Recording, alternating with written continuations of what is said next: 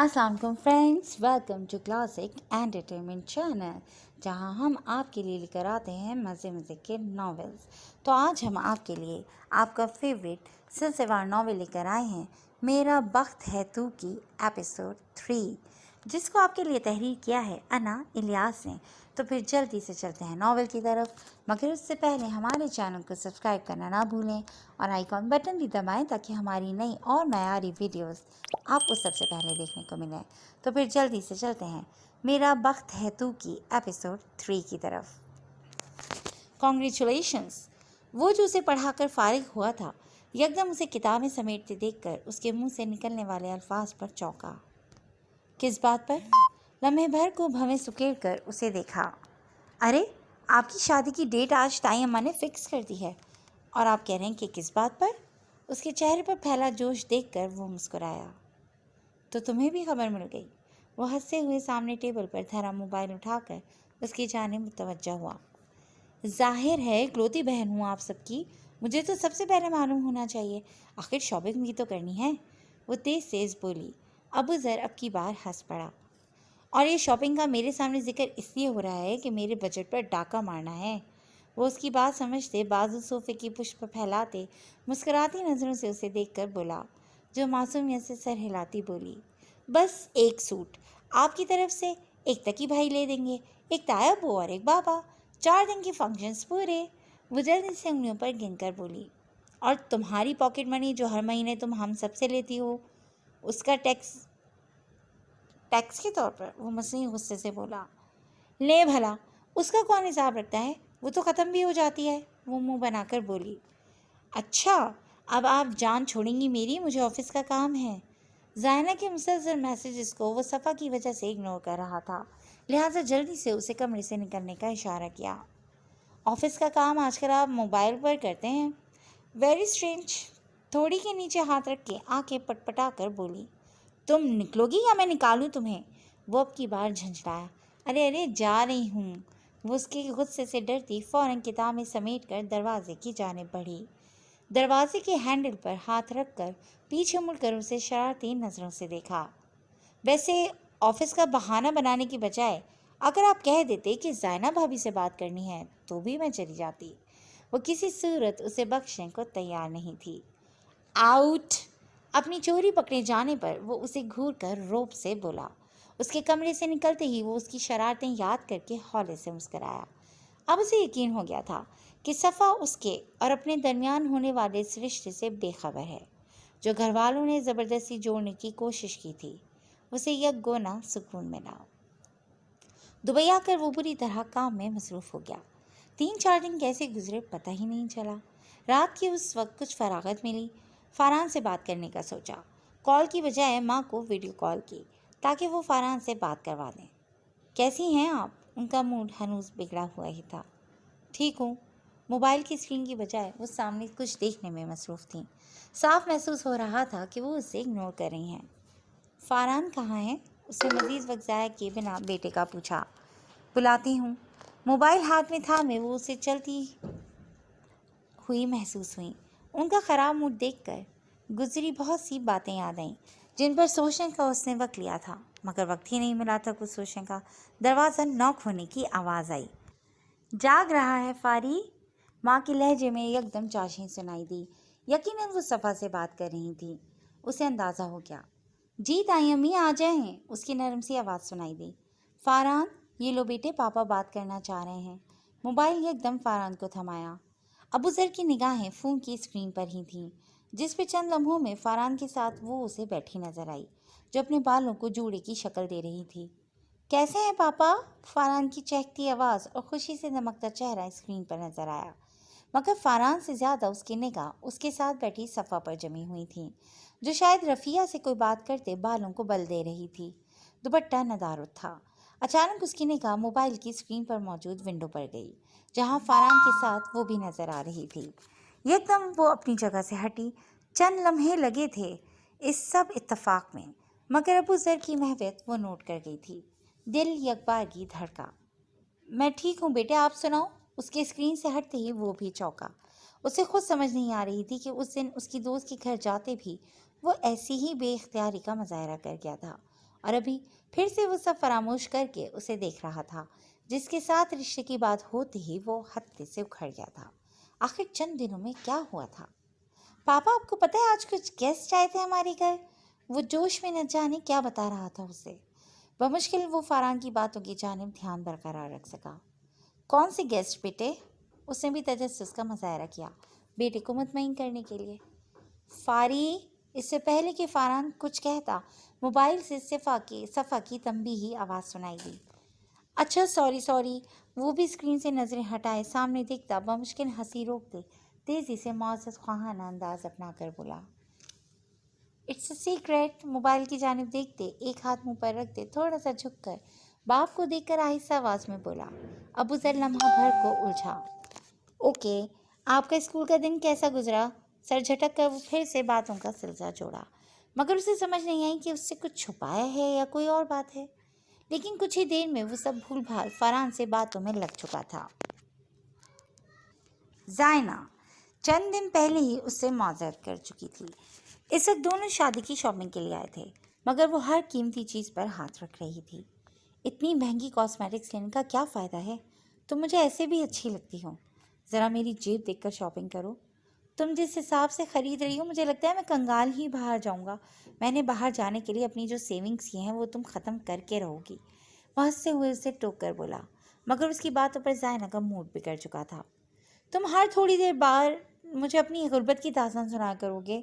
ख़राब मूड के साथ कुछ भी लिए बिना वो दुकान से बाहर निकली।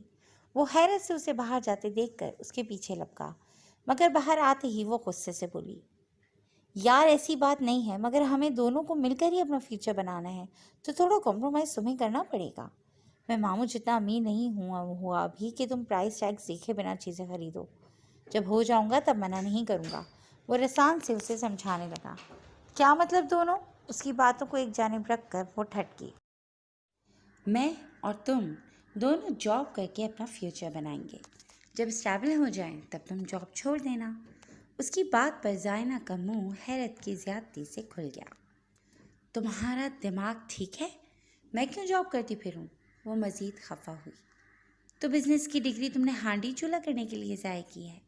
जब तक यहाँ हो, हमारे घर में मुलाजिम है, तुम्हें इसकी ज़रूरत नहीं। जब मेरे पास बाहर आ जाओगी तब बेशक जॉब छोड़ देना। उसके ख्यालात उसे दिन ब दिन दहला रहे थे। वो कौन सी ज़िंदगी उसे देने जा रहा था? देखो, हम दोनों पढ़े लिखे हैं, और जब मियाँ बीवी पढ़े लिखे हों तो उन्हें अपने माँ बाप की जानिब नहीं देखना चाहिए। मैं तुम्हारी ज़िद पर जल्द शादी कर रहा हूँ, वरना मुझे कोई इशू नहीं था। 2-3 साल तक मैं इस काबिल हो जाऊँगा कि तुम्हारे खर्चे भी अफोर्ड कर सकूँ, मगर अभी बाहर जाकर समझो मैं ज़ीरो से शुरू करूँगा, और अब्बू से या चचा से किसी किस्म का पैसा लेना मुझे पसंद नहीं। उन्होंने सारी ज़िंदगी मुझ पर इतना पैसा लगा दिया है कि मुझे मज़ीद अपने लिए मांगना अच्छा नहीं लगता। कुछ अमाउंट वो हर महीने मेरे अकाउंट में डलवा देते हैं। तुम चाहो तो जॉब नहीं करनी तो इस अमाउंट को इस्तेमाल कर लेना, मगर इतने शाहाना अंदाज में करोगी तो 4 दिन भी वो पैसे नहीं चलेंगे। इंसान को थोड़ा सा सोच समझ कर पैसा इस्तेमाल करना चाहिए। मैं बस ये तुमसे कहना चाहता हूँ। जायना को लगा उसकी मज़ीद नसीहतें सुनी तो उसका बीपी शूट कर जाएगा। तो मुझे घर ड्रॉप कर दो। उसकी बात का जवाब दिए बिना वो अपनी कहकर आगे बढ़ गई। उसे अबू ज़र नफसियाती लगा। वो इस अबू ज़र से तो वाकिफ़ ही नहीं थी। उसे इस लम्हे वो कोई मिडिल क्लास का लड़का लग रहा था।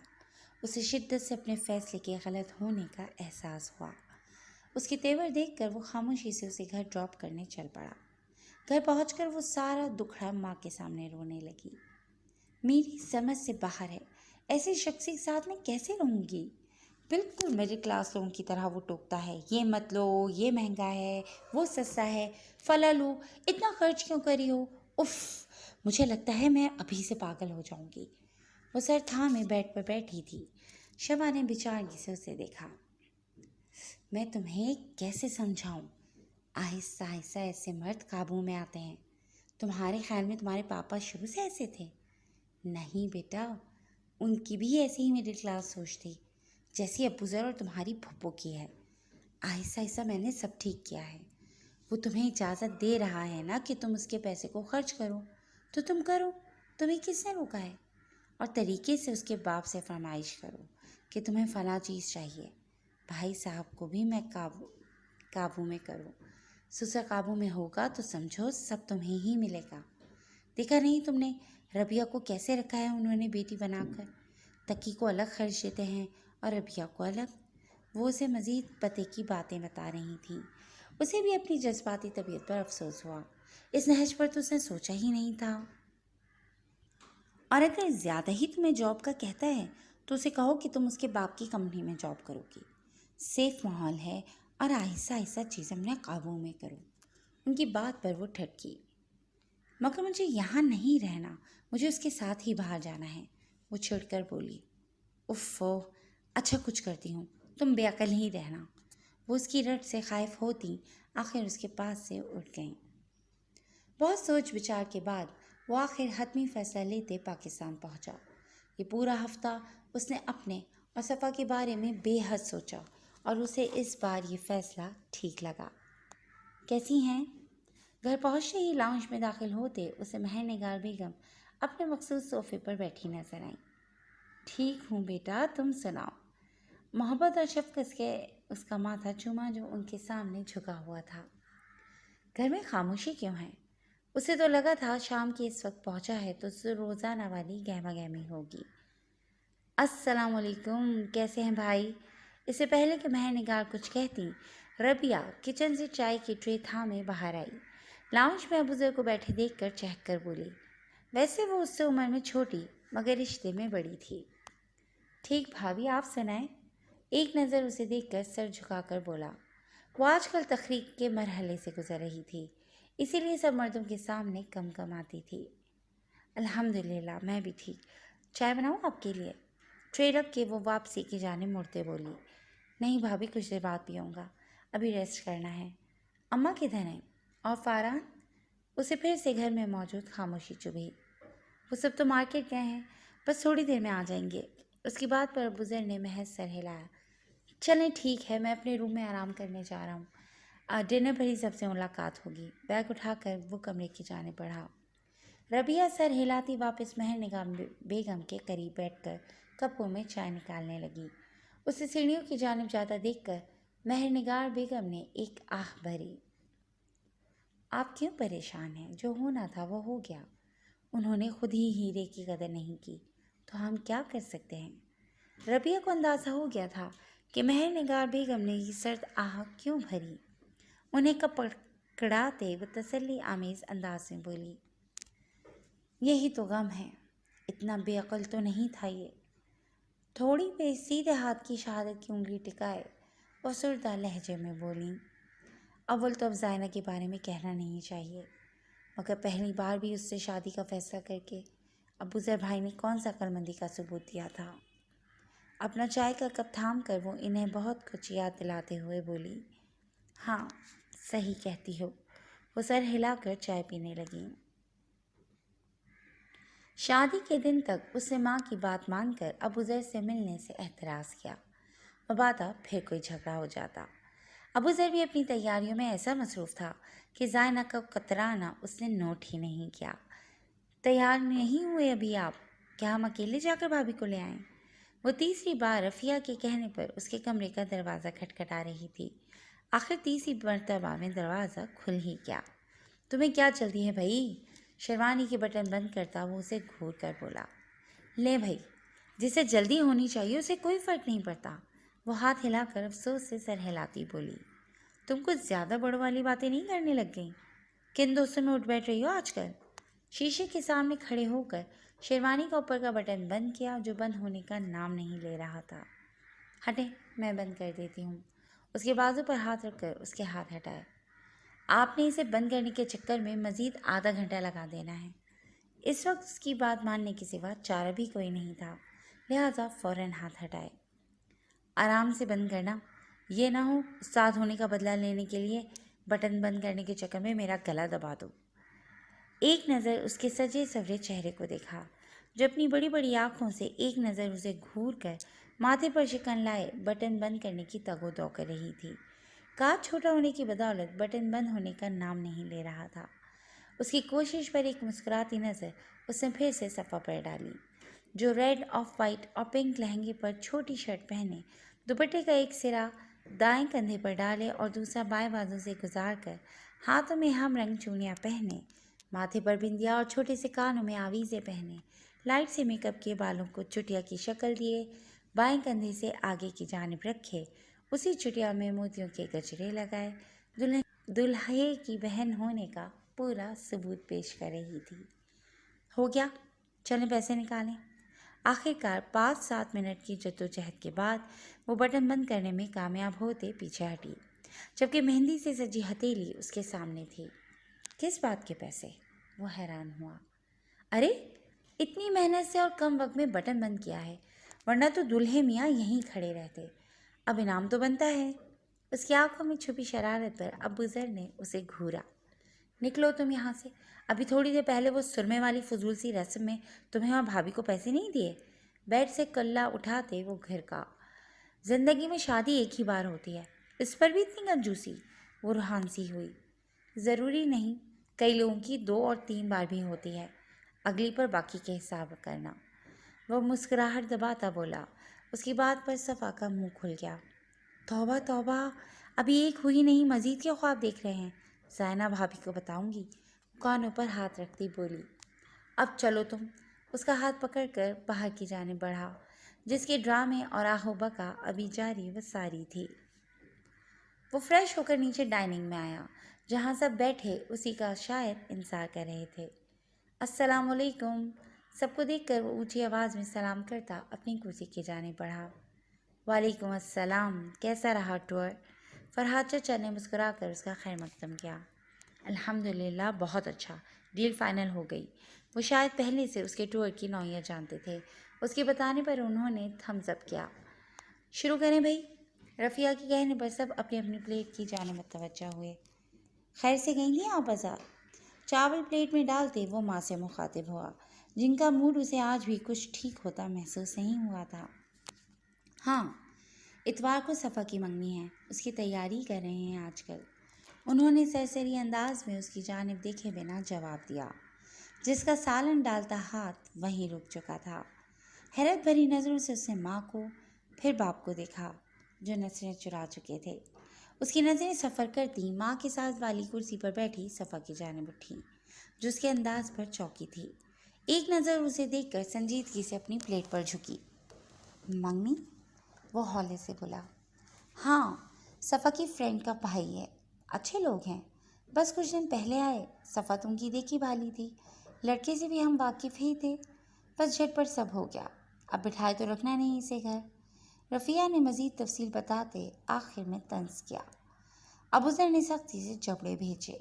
मज़ीद कुछ कहे बिना वो खामोशी से प्लेट पर झुका। अबू, मुझे आपसे बात करनी है। इससे पहले कि आलम साहब खाना ख़त्म करके डाइनिंग से उठते, अबू ज़र की संजीदा सी आवाज़ पर रुके। स्टडी रूम में आ जाओ। उसका अंदाज उन्हें काफ़ी चौंका गया था। कुछ गलत हो रहा था। उनकी बात सुनते वो खामोशी से उठकर उनके पीछे बढ़ा। जी फ्रेंड्स, आज के लिए बस इतना ही, मगर कहानी अभी बाकी है। नई एपिसोड लेकर बहुत जल्द हम आपकी खिदमत में हाजिर होंगे। तब तक अपना बहुत ख्याल रखिएगा। टेक केयर एंड अल्लाह हाफ़िज़।